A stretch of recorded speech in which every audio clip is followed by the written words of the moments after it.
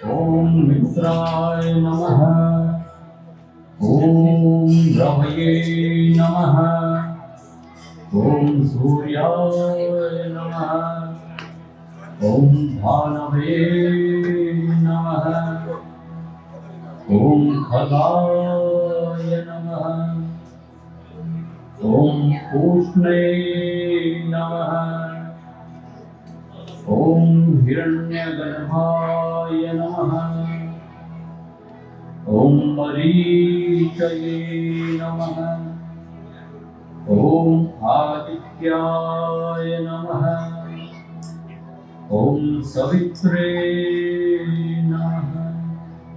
ओम अर्काय नमः। ओम भास्कराय नमः। वर्णमा आसन। आज मान्छेहरू नमस्कारको सट्टा नमस्ते भन्नुहुन्छ। त्यसो कारणले यो नमस्कार नेपाली कल्चर हो र यसले अर्कोलाई सद्भाव दिने काम गर्दछ। हस्त उत्तान आसन। हातलाई माथि गरेर यसलाई ब्याक बाइन्डिङको फर्स्ट स्टेज हो। पाद हस्त आसन। यसले शरीरलाई लचकदार बनाउने काम गर्छ र माइन्डलाई एक्टिभ गर्ने काम गर्दछ। चक्रासन। यसले शरीरलाई लचकदार काम गर्दछ र फोकसिङ पावर बढाउने काम गर्दछ। चक्र मर्कट आसन। शरीरलाई अगाडि पछाडि दायाँ बायाँ उल्टो सुल्टो गरेर मर्काउनु पर्छ, अथवा जसरी हामी कपडा धुँदाखेरि निचोर्छौँ ठीक त्यही ढङ्गले हाम्रो पेटलाई अथवा बडीलाई निचोर्नु पर्ने हुन्छ निरोगीपन बन्नका लागि।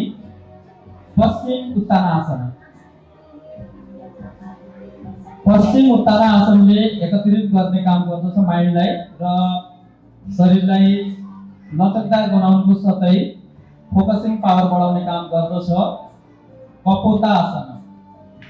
Pigeon pose. जति पनि आसनहरू छन् जीव जनावर चराचुरुङ्गी पशुपन्छीहरूको बाट बनेका छन्। 84 लाख आसनहरू छन्। यो परेवा पोज हो। धनुरासन। धनुरासनले पछाडि ढाडको समस्या भएकाहरूले यो गर्न मिल्दैन, तर ढाडलाई लचकदार बनाउनुको लागि यो अति उपयुक्त छ। भुजङ्गासन। भुजङ्ग भनेको सर्प हो। सर्प जस्तै बन्ने आसन।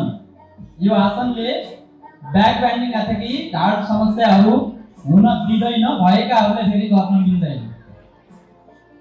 कुष्ठासन। क्यामिज पोज। उठ। जसरी उठले उठ जस्तै बन्ने है। उष्ट मर्कट आसन। शरीरलाई फेरि यहाँ पनि मोड्ने काम हुन्छ।